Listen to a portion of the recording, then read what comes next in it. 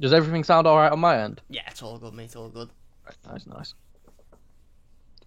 Hi guys, and welcome back to the Mighty Blues. My name is, of course, Cameron, and welcome back today to another live stream. It is the live game preview. Everton coming up against Burnley at Goodison Park tomorrow evening. 5:30 kickoff, I believe it is. And Everton have got the task of bouncing back after what was a disappointing defeat to Chelsea. Let's be perfectly honest. Last Monday, it wasn't the most surprising defeat considering, how solid Chelsea are and how difficult they are to play against, but it was still very disappointing nevertheless, and we have to turn up tomorrow, and we ultimately have to bounce back. We've got a couple of really, really important games coming up now between now and sort of the end of the season. These three in the next couple of weeks or so are massive. We play Burnley tomorrow, and then we've got I think we've got Palace and Brighton as well. We've got the quarter-final against Manchester City next Saturday. That's lodged in between. I think that it's this game tomorrow and the Palace game, but we've got a couple of really, really important Premier League games that ultimately we have to win. We have to take 9 points from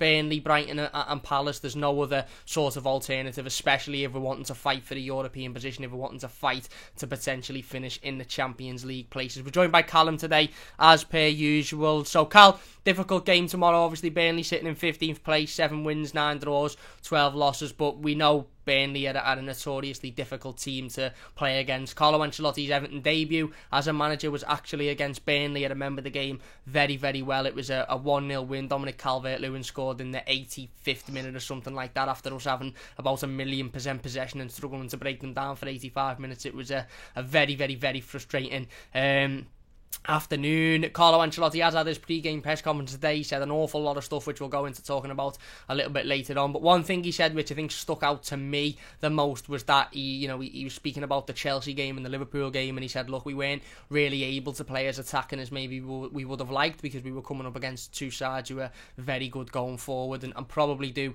in terms of ability on the ball, and players probably are slightly better than Everton are, so we had to adapt the style in order to get the best results. Obviously it worked. The charm against Liverpool didn't work quite well against Chelsea, but he said with this game hopefully we can play a little bit more of an attacking style, and we can, the defenders can be a little bit higher up the pitch. One thing's for sure, mate, is whenever you play against Burnley, Sean Dyche's Burnley, whether you like them or not, whether you think they're interesting or not, whether you think they're great to watch, it doesn't really matter. It's an effective style, and I know they haven't done as well this season, 15th in the league, but again, he's a manager who's never really backed in the transfer window. Like I said, he's got an effective style, and every time you play Burnley, it's a difficult game because they're so difficult to break down, aren't they? So we expect a tough test for Everton tomorrow.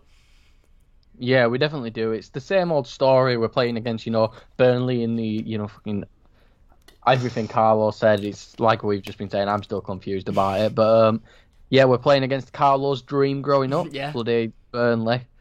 Comparing AC Milan and Burnley, a bit strange, but we're coming in. It's going to be a difficult game. Burnley are a good side. They got a good draw against Arsenal last week, even if the goal they scored was absolutely horrendous. But we're coming into this with, realistically, we need a few wins in a bounce. Now I believe we've got, is it these, Crystal Palace and then someone else? Yeah, we play Burnley, then we play City in the FA Cup quarter final next Saturday. Then we play Palace, then we play Brighton, I believe.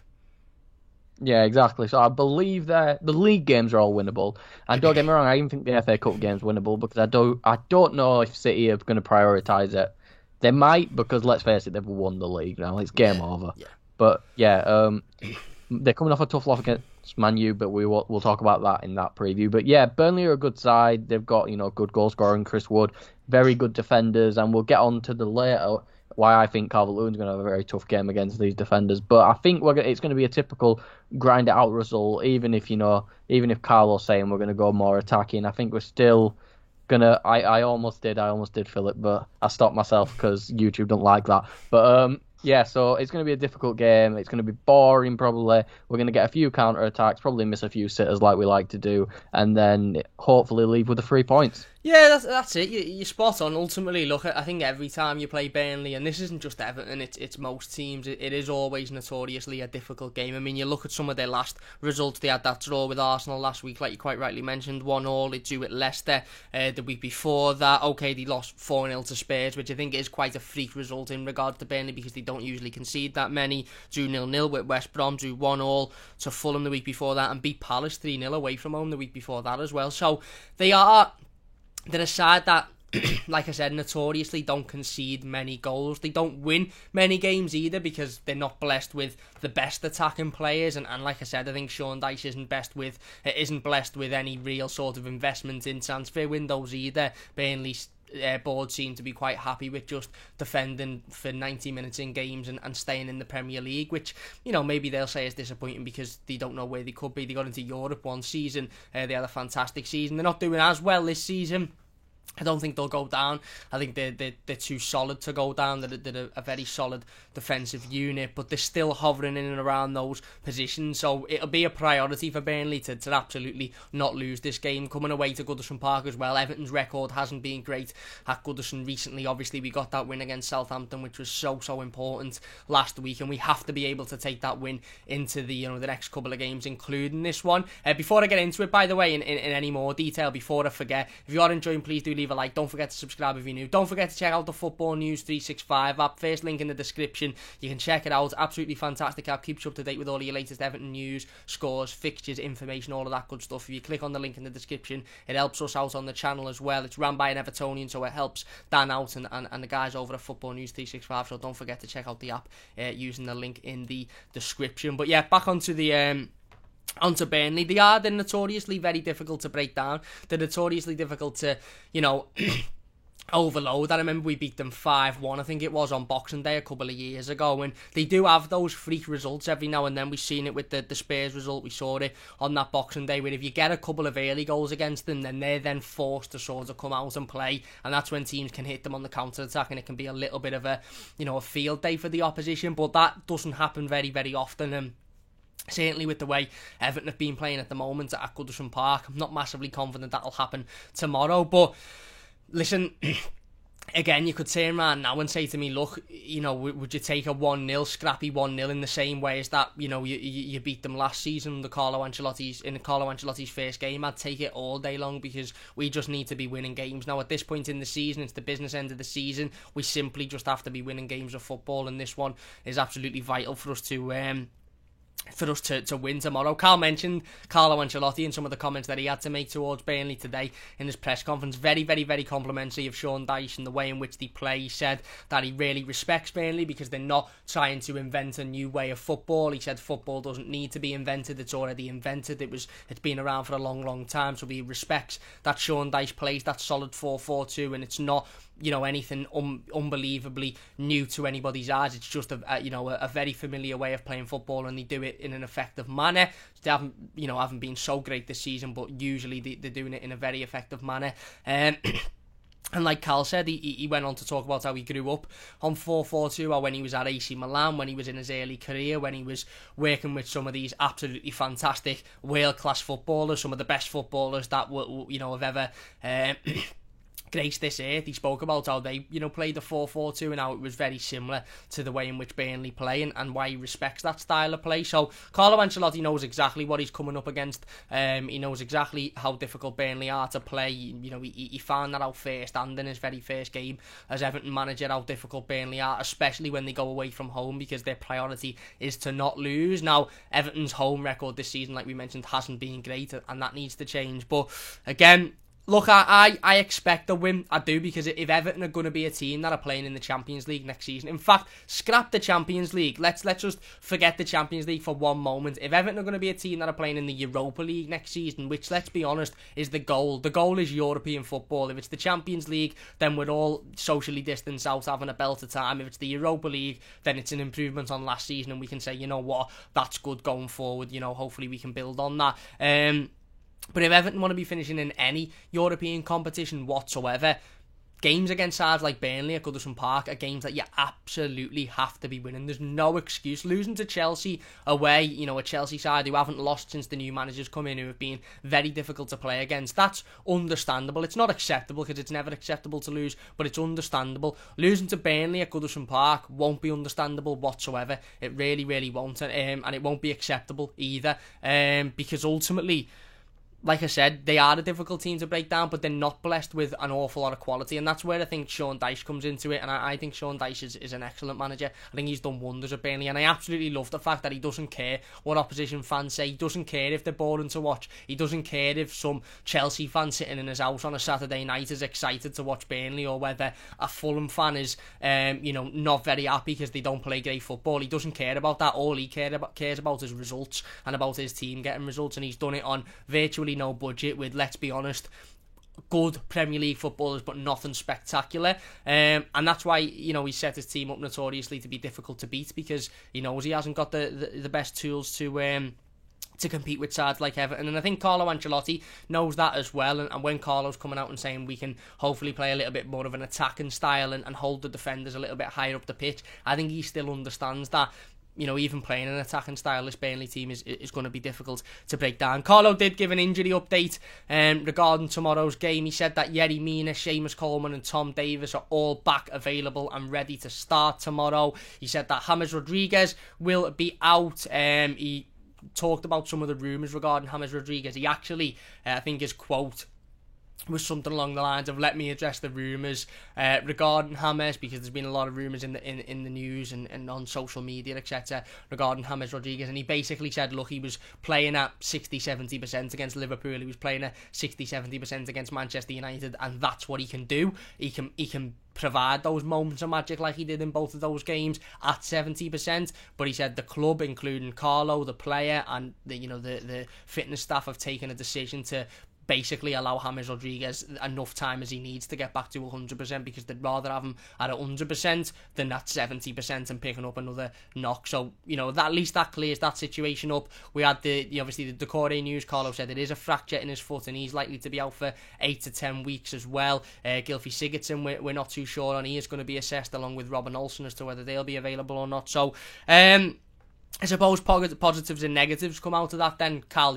Fantastic to have Yerry Mina and Seamus Coleman back in the team, as well as obviously Tom Davies back to full fitness, but also on the flip side, without the likes of James and potentially even Gylfi Sigurdsson as well, you are thinking, where does our creativity come from? And obviously look at that news that Abdoulaye Doucouré is going to be out for at least 8 to 10 weeks is just absolutely, it's devastating, because again, nobody brings the energy like he does. So Carlo's got to adapt his team tomorrow, hasn't he? Do you think that he'll maybe put the likes of Yerry Mina and Seamus Coleman back in? I know we'll do our predicted starting 11s in a moment. And ultimately, where does our quality come from if Gylfi Sigurdsson doesn't manage to pass through the fitness test and he is unavailable as well?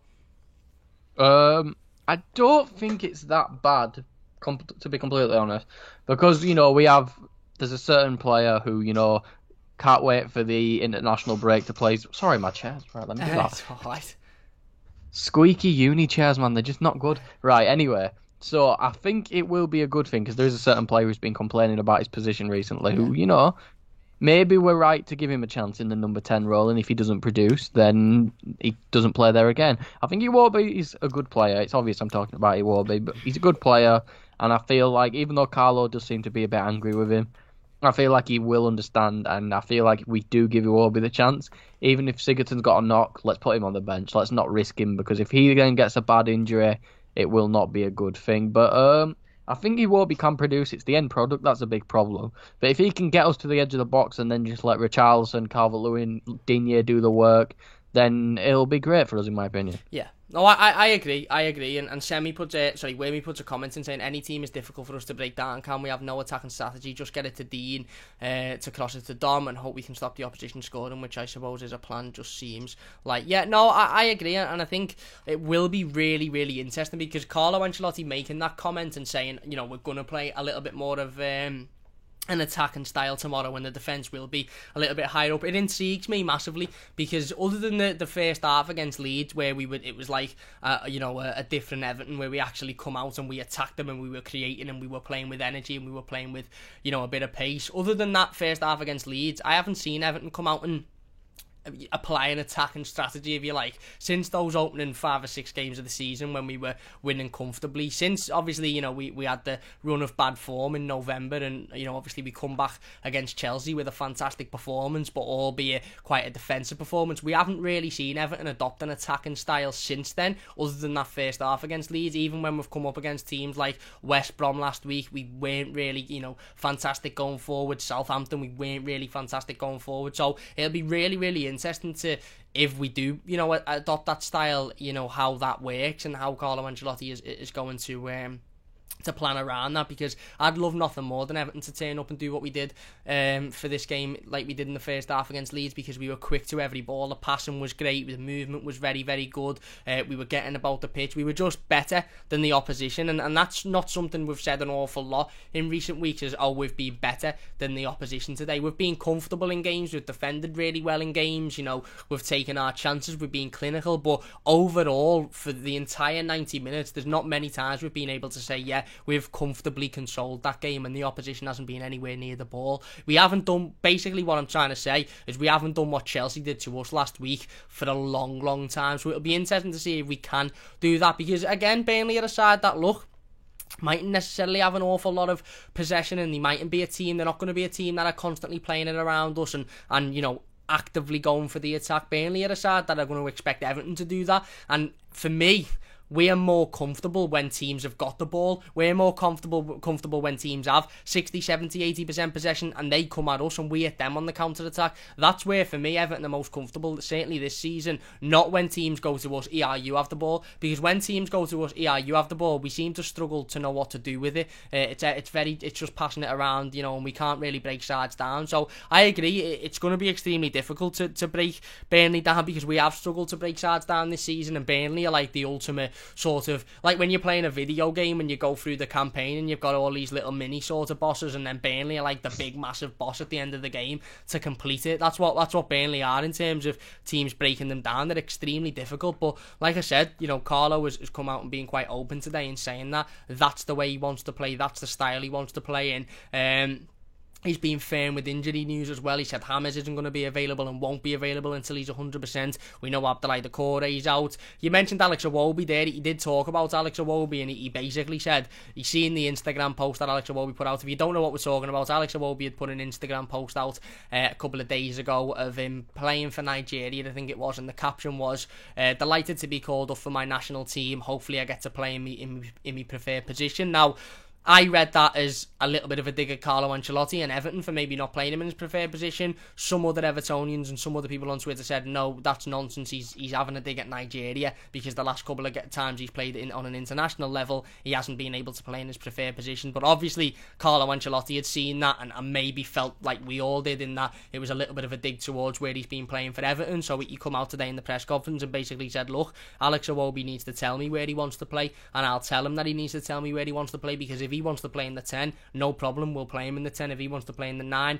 no problem, we'll play him in the 9. We'll change the system to suit Alex Iwobi, but he has to tell me where his preferred position is, otherwise I'm not going to know, practically. And he did seem a little bit, I don't know whether frustrated's the word, but he seemed a little bit sort of agitated with the situation, maybe because Alex Iwobi put it on social media instead of just coming to Carlo and saying, look, I'd rather play in the number 10. He used an example about Pirlo coming to him in Juventus, not Juventus, it might have been Milan or wherever he was managing at the time, Milan, yeah, and saying, I want to play in defensive midfield, so he put him there, and that's where he made his career at. So, he also made the comment, Carlo, about playing a 4-3-3. He said, you know, we'll possibly play a 4-3-3 tomorrow. He was talking about Josh King as well. So if he does play a 4-3-3, he's not going to play Alex Iwobi, is he? Because he's talked about playing in his preferred position. His preferred position's in the number 10, and that formation doesn't really accommodate for a number 10. So again, we say it every week, Cal, mate, it's nigh on impossible to predict the Carlo Ancelotti team anymore, because we don't know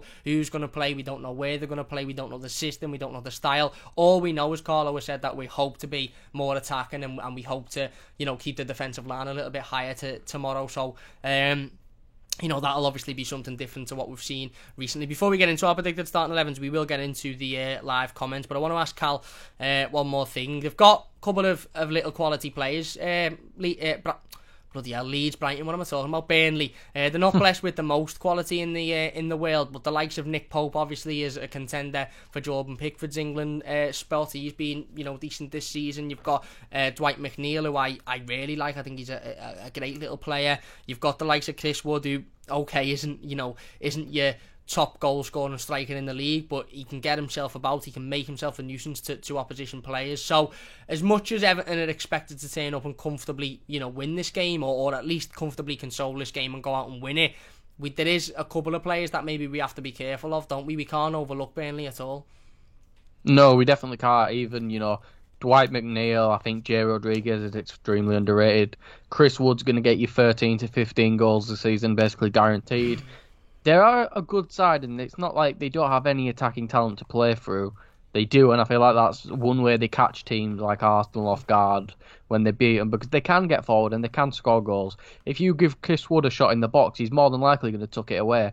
McNeil's on the verge of an England squad, at least in a friendly or very soon, maybe not in an international competition. But I just feel like the way Burnley beat teams is the teams come in, say, oh, it's Burnley, they're going to sit back, and then they're just going to get caught. Yeah. But hopefully we don't do that. They've got a lot of quality. Listen, I think fundamentally Nick Pope's a better goalkeeper than Jordan Pickford. But, I've said it, I still think Jordan Pickford will start because of what he can do with his feet. Yeah. But yeah, it's going to be difficult. Even the centre-backs, they've got probably one of the better centre-back partnerships in the league for how consistent they are with how much they know each other. Ben Mee is one of the most underrated players in the league, in my opinion. Tarkowski was getting linked with £30 million moves to West Ham. Yeah.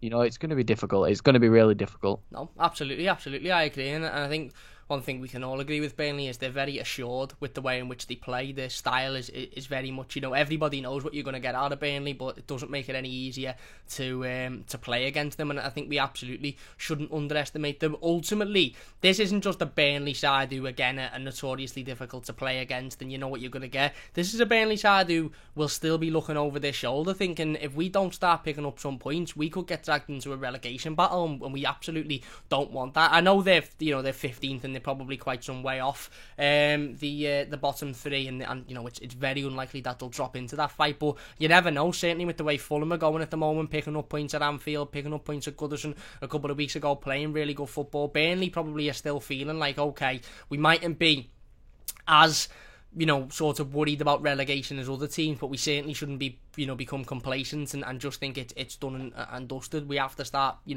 picking up some real points, and like you mentioned, I mean, look at their last 5 or 6 results: a draw with Arsenal, a draw with Leicester. Leicester are a team that are fighting for the Champions League places this season. Arsenal are a team that are building something under Mikel Arteta, if you want to call it that. Drew with West Brom, who are again another team that are in and around fighting in those relegation battles, made it difficult for us. Drew with Fulham, who made it difficult for Everton a couple of weeks ago. Beat Palace, who again are a team that you'd expect them to turn up and beat a Burnley. So they don't lose many games. Okay, they lost to Tottenham, and again that 4-0 result, I very much think of one of those freak results that maybe Burnley get every now and then, where they can see the couple early on and that's it. They just fall to bits, but that doesn't happen very often.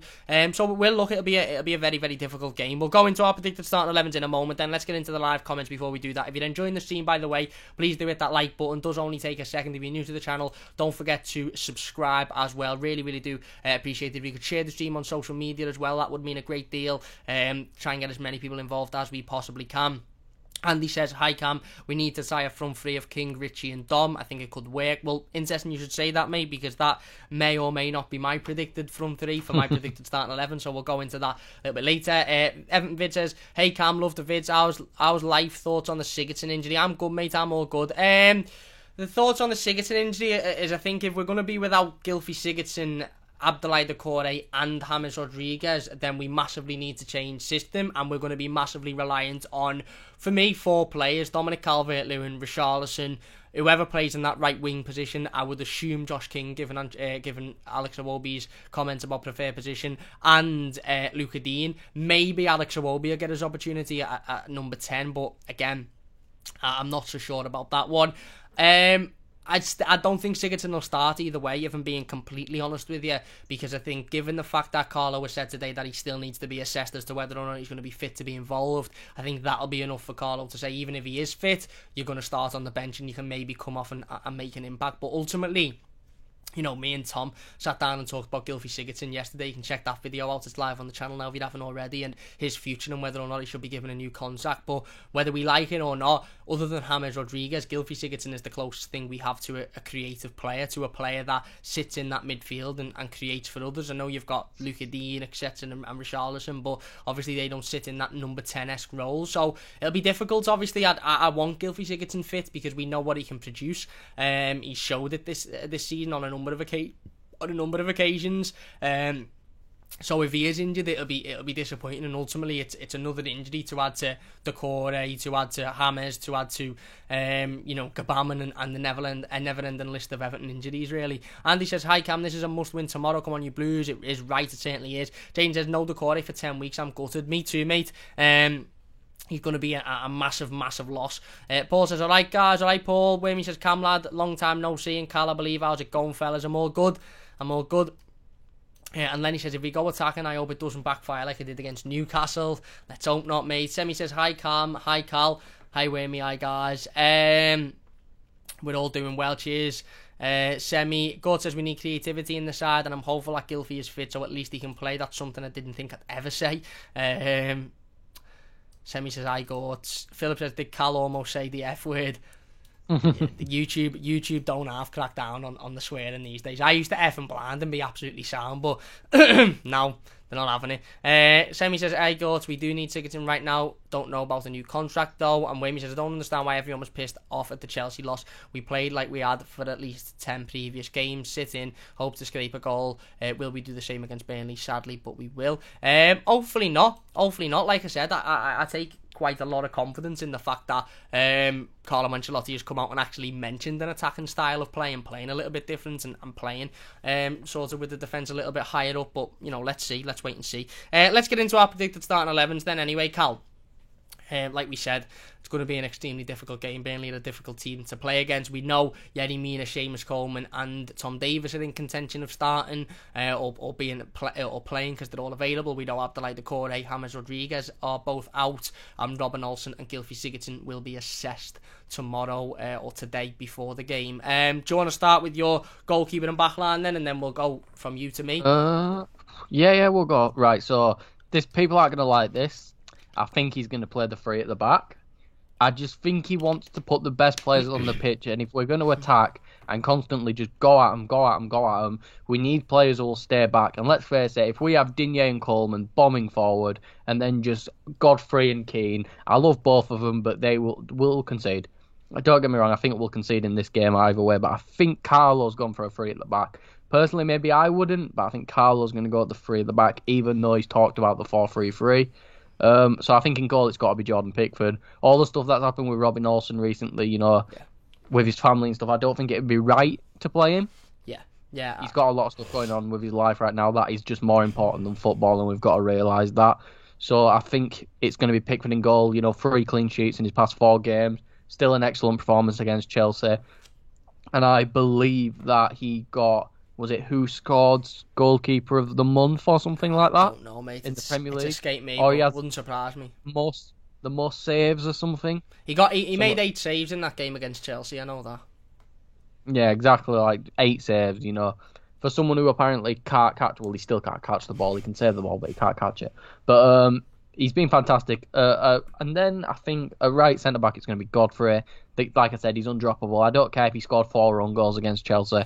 The man is undroppable. He's fantastic. The own goal wasn't even really his fault. At least one of our defenders actually tried to stop the ball from going into the back of the net. Yeah. Then we've got Keane. Listen, Keane's against Burnley, against any club. He's the centre-back who's just going to get it and just boot it. That's what he's good at. He's good at sticking in a tackle. He's good at winning the aerial duels. And I think that's what we need him for. And then, if he is surrounded by 2 centre-backs who can move a bit, who can pass the ball, I'm not saying Keane can't, but I think we need 2 other players who can go forward, kind of like what Wilder did with Sheffield United. Well, when he was Sheffield United manager. Big and then Mina, I think he wouldn't say Mina's back if Mina wasn't going to play. Is my thinking process. Fair enough. And so I think it's going to be that back three, and I think it's a good back three. I don't think we were necessarily bad when we did have that back three. I think we just didn't have the attacking force with all our players being injured, with Digne being injured.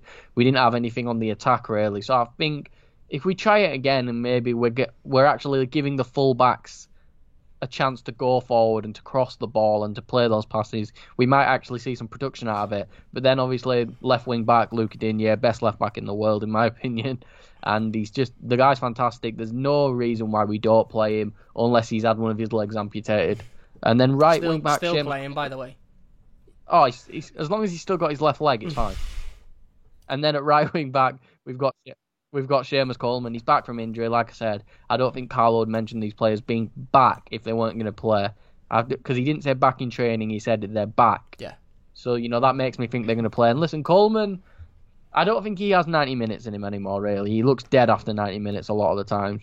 But he can still give you 60 to 70 minutes of a quality right-back performance. And then we can take him off for someone. We've even got Iwobi who, listen, I've seen the backlash and the stuff against Iwobi that I can't cross a ball to save his life.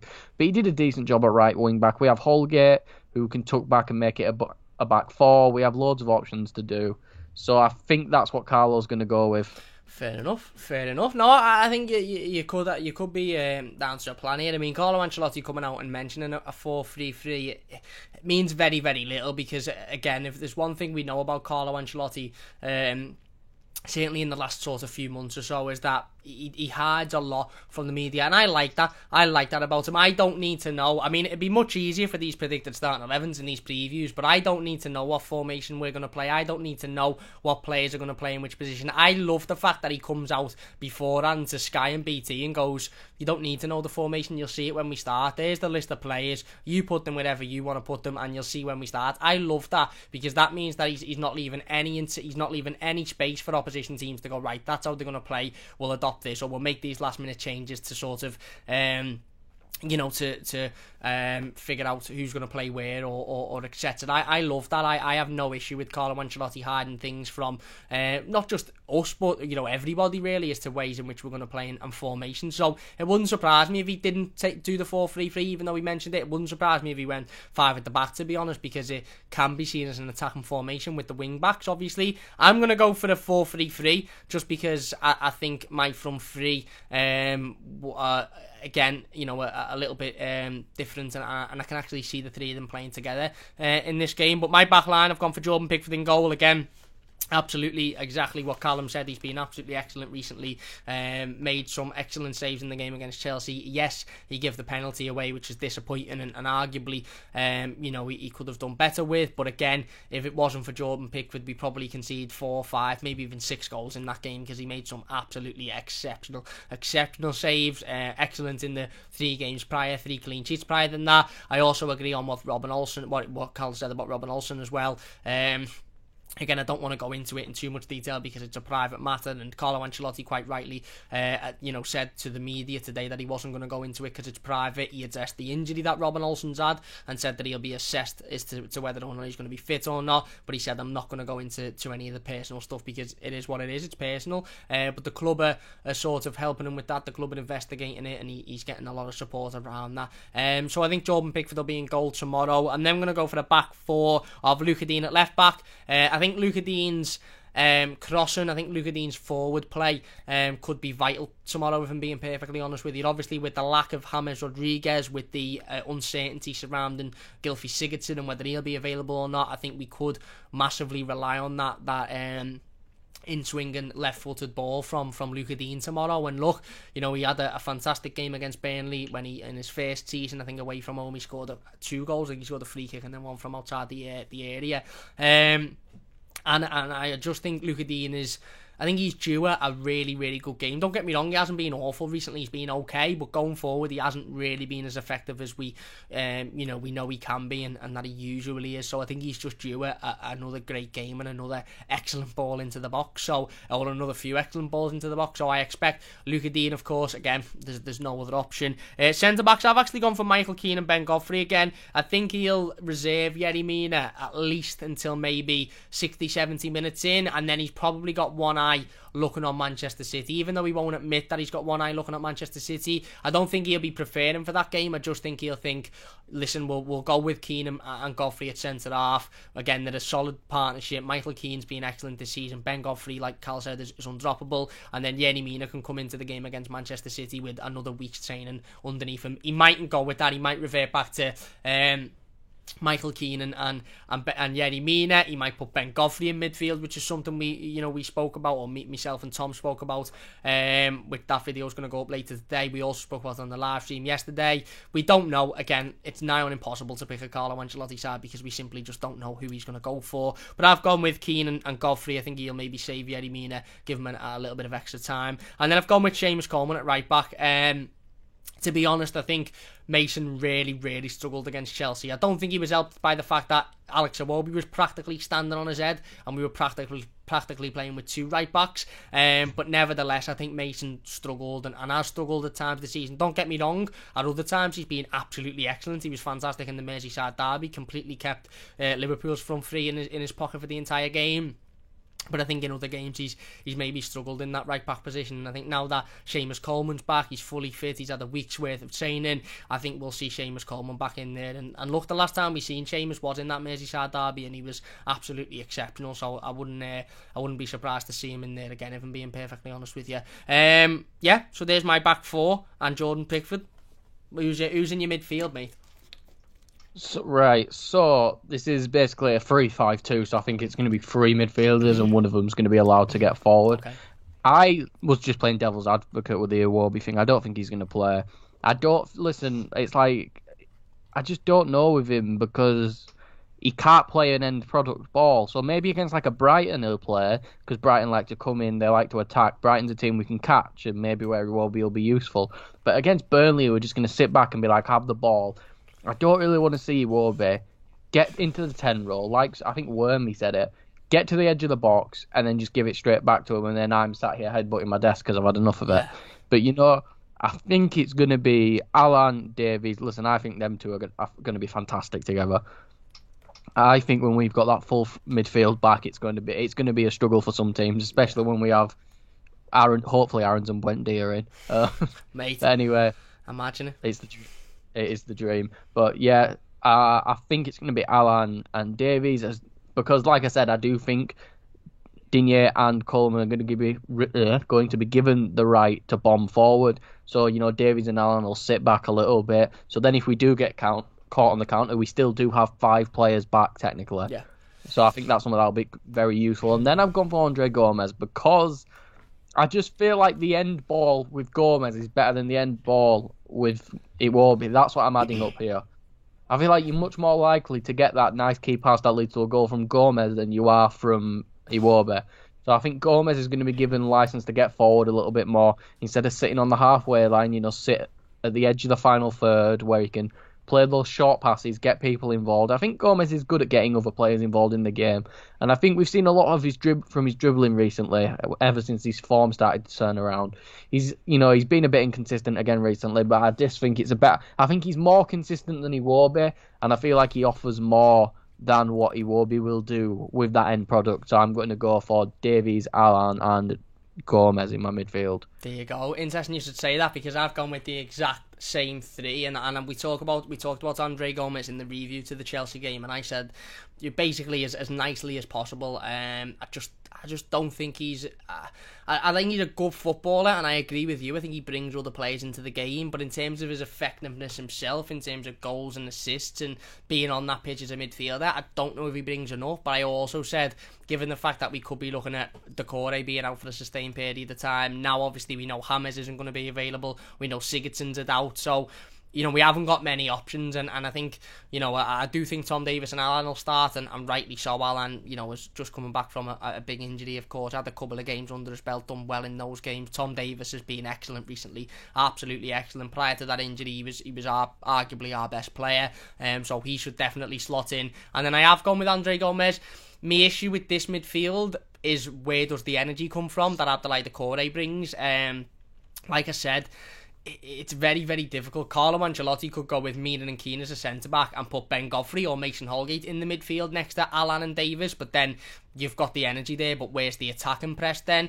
If Sigurdsson's fit, I personally think Sigurdsson will be in there, but again, I just don't think Sigurdsson will start because of that little injury that he's had, and the fact that we still don't know whether he's going to pass the fitness test ahead of the game tomorrow. I don't think this is going to be much of a game where we're under the cosh and we're chasing the ball, which I think is where that midfield three of Alan, Davies and Gomez could work, because, let's be honest, if this was against the Chelsea or a Man United or a City, that midfield couldn't work because there's not enough energy in it whatsoever. There just simply isn't. But against a team like Burnley, who are quite defensive and do sort of are notoriously difficult to break down, but don't also carry the ball and come out with it and overrun you energy wise in midfield, I do think it could work. And ultimately, look, if Carlo's playing a 4-3-3 and you've got James out, you've got Doucouré out, you've got Sigurdsson who's a doubt, there's only three midfielders, isn't he, really? There's only Alan, Davies and Gomez. Gbamin's out.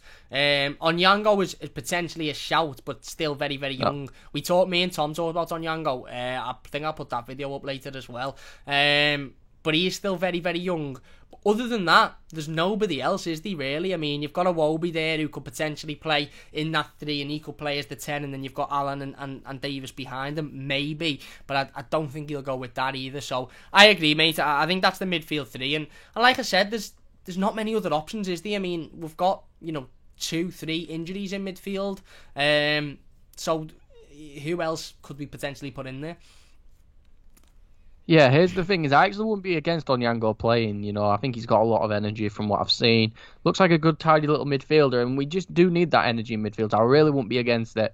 It's like we're mentioning here, Carlos said that apparently you're the one who watches all the press conferences, so you might be able to get me here, that a midfielder is his number one target for the window. Yeah, well, he was asked about, he didn't quite mention number one, he was asked about midfielder. He was basically asked, are Everton going to be in for the midfielder in the summer, given, the injuries that James has had this season, given the Doucouré injury, given the injury to Alan, and he said something along the lines of, it's something we're thinking about, but then he did go on to say, it really depends if Gbamin makes a full recovery, because he said if Gbamin makes a full recovery and he can start playing football again, then I don't think, he basically said, I think we'll be alright in midfield, but we haven't seen Gbamin train for 2.5 years, so if Gbamin doesn't make a full recovery, then potentially we'll have to go into the transfer window looking for a midfielder, but it all sort of depends. So I don't think he said it was number one priority, but he definitely said that we'd be interested in another midfielder if Jean-Philippe Gbamin can't make that full recovery. Yeah, there you go. It's like I've just mentioned, Adrien Rabiot from Juventus. I believe he's been listed up for £25 million, but Man City are interested too, so don't get your hopes up. Yeah, but no, I do think that's the best midfield to go with for Burnley. I feel like maybe against the Brighton, Onyango would suit it more energy. Maybe Godfrey in midfield, more energy, it'd just suit a lot more. Even Palace, but for this team, I feel like we need people who can play that killer ball, and he might not play it all the time, but we all have seen that Andre Gomez can play that ball. But anyway, we're going for the front two now, and it's obvious who it is. It's Richarlison and Calvert-Lewin. And listen, I understand everyone wants to see Josh King start, but I think we're looking at it is, I think Gomez is going to be more important than King in this game, because can King play that killer through ball? From what I saw at Bournemouth, not really. He'd pick it up and dribble with it, and he might be able to create a few chances there. But it's like I said, will that not be much better against a Palace or a Brighton, teams we can catch on the counter-attack, And someone said here, I think it's Harold had said, as a defensive player, Gomez is a penalty waiting to happen. With this tactic, he wouldn't be a defensive player. I feel like that's what helps it a lot more. Yeah, no, I agree. Whatever formation we play, whatever tactic we play, don't play Andre Gomez as a defensive player. He's got to be the furthest attacker in that midfield three. Yeah, I think he should be, and I don't know why he was ever played as a defensive midfielder, to be honest. Yeah. So anyway, yeah, but Calvert-Lewin and Richarlison, I don't think Josh King could dislodge those two, even if he scored 5 in a row, to be completely honest with you. I think Dom's due for a resurgence. I really do think it. I think it's coming. He's getting stressed out. I don't know if you've seen the video of him with Pickford, but I think he's starting to get a bit stressed out. Yeah. I can't repeat what he said about Pickford when he made the mistake and gave the penalty away. But if you Google it, you'll figure out what he said. But but I think Dom's due for a resurgence. And I think Richarlison, listen, I think he still played really well against Chelsea. Don't get me wrong, both of them cost me 50 quid, which I'm not happy for. All they had to do was get a shot on target. But I feel like that Chelsea team is ridiculous defensively. They're so good defensively. Like, don't get me wrong, I think Kurt Zouma has some like vendetta against Everton for us not buying him permanently, maybe, or something, because he was ragging people to the ground that game. But that's not the point. I expect both of those players to get on the score sheet tomorrow. But yeah, that's it. I just don't think King has enough to dislodge them, and I don't think he has that end ball to dislodge Gomez, personally. Fair enough. On the Calvert-Lewin Pickford situation, by the way, he does look frustrated, doesn't he? I mean, I think Dom is frustrated at the moment. There was a thing at TikTok where they tried to read his lips, and you know, obviously it's extremely difficult. Unless you're a professional lip reader, it's extremely difficult. But he looked annoyed, and he is going to be annoyed because we'd given away a penalty, and the game at that point was pretty much done and dusted. I agree. I think Dominic Calvert-Lewin is crying for a goal, to be perfectly honest with you, and to get that confidence back up. He is now a striker who isn't just happy with having a decent game or Everton winning the game. He wants to score goals. He wants to be on the score sheet. I think you brought up a brilliant point there about Andre Gomez and Tyler Onyango and the different styles of games. One reason as to why I'm not completely against a midfield three of Alan, Davis and Gomez, even though I understand that there's not much energy. In fact, let's be honest, there's very little energy in that midfield at all.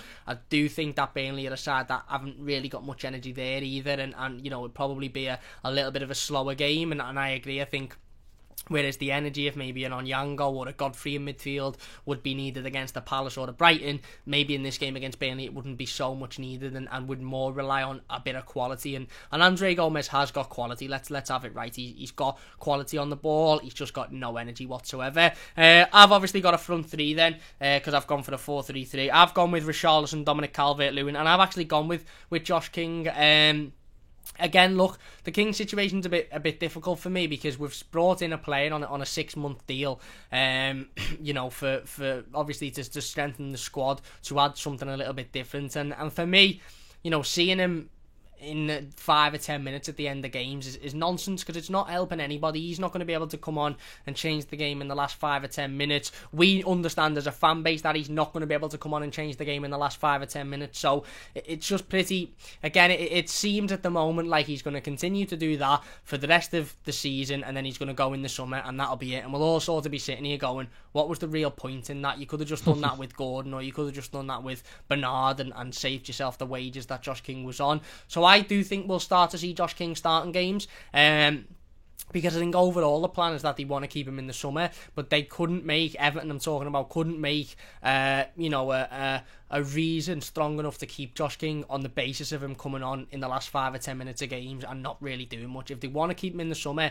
if they want to find a reason to keep him on and give him an extended contract, he needs to start producing, and I don't blame Josh King for the fact that he hasn't really been involved in games at the moment. I blame the fact that he's coming on in the last 5 or 10 minutes. And again, I'm not blaming Ancelotti, because there's been a lot of games where, you know, Carlo isn't just going to say, yeah, we'll lash Josh King on for the laugh, we'll lash him on because we need him to play games. He's only going to put him on if the game permits it, if he thinks he needs to come on. If we're winning 2-0 at Anfield in the last 10 minutes, he's not just going to throw Josh King on at half time because, you know, let's just throw Josh King on. It's about the team and how the team perform. But he talked about Josh King today, Carlo, when he said, look, Josh King's ready to start. He said he thinks we're going to play a 4-3-3, which again obviously leaves one space clear, be it Bernard, be it Josh King, be it Iwobi again. Like I said, doubt it'll be Iwobi because of the comments about preferred position. Obviously Hammers is going to be out, so it is between Bernard and Josh King, and personally I'd rather see Josh King. I've seen a lot of Bernard. I think he's a decent player. I think he's massively inconsistent, and I don't think he's got a future at Everton.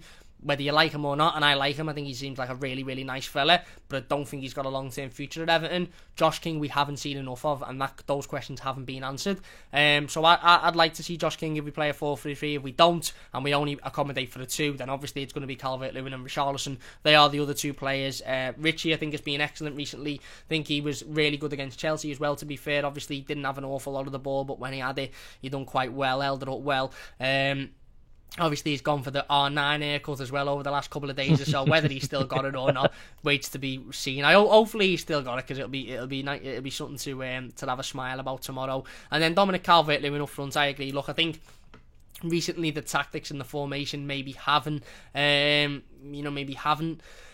sort of favoured Dominic Calvert-Lewin recently, because he's maybe being moved out to the right a little bit to accommodate for Richarlison playing as a centre-forward. But I think if you can have Dominic Calvert-Lewin playing as a centre-forward in this game, his height, his aerial presence, his ability to, again, put the ball in the back of the net with crosses coming into the box, I think that could be vital for Everton, because, Cal's spot on. Burnley have got a very good centre-back partnership. We work very well together in Tarkowski and Ben Mee, so it's not going to be, easy to just take it round them and slot 4 or 5 in. It's sound if you've got somebody like a Harry Kane and a Son who can do it, but let's be honest, Everton don't have many. I can't remember, and I'm being honest here, I can't remember the last time an Everton player picked the ball up from 20-30 yards, took a couple of players on and slotted it in the bottom corner. It might have been Richarlison against Leicester away from home, where he slotted it in the bottom corner. That was the last time. Every other goal we score is, I'm not saying they're not good goals, because every goal's a good goal, every goal's important, but, we're not going to play through them. It probably will be aerial balls. It'll probably be balls bouncing around in the box and taking advantage of those. So,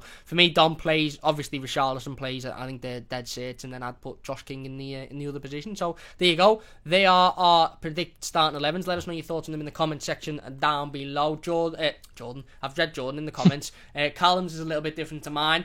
Obviously, it's good that we have different starting 11s, because it means there's a discussion. I wouldn't be surprised if we saw Callum's predicted starting 11. I wouldn't be surprised if we saw mine. I wouldn't be surprised if we saw Ben Godfrey at centre forward and Dominic Calvert-Lewin at left back, because you just can't predict Carlo Ancelotti at the moment. Let's get into the live comments then before we finish up and summarise the preview. Wormy says, is that why we can't find them? Phil, bringing Bernard on. Pointless, won't do anything and leaving him anyway.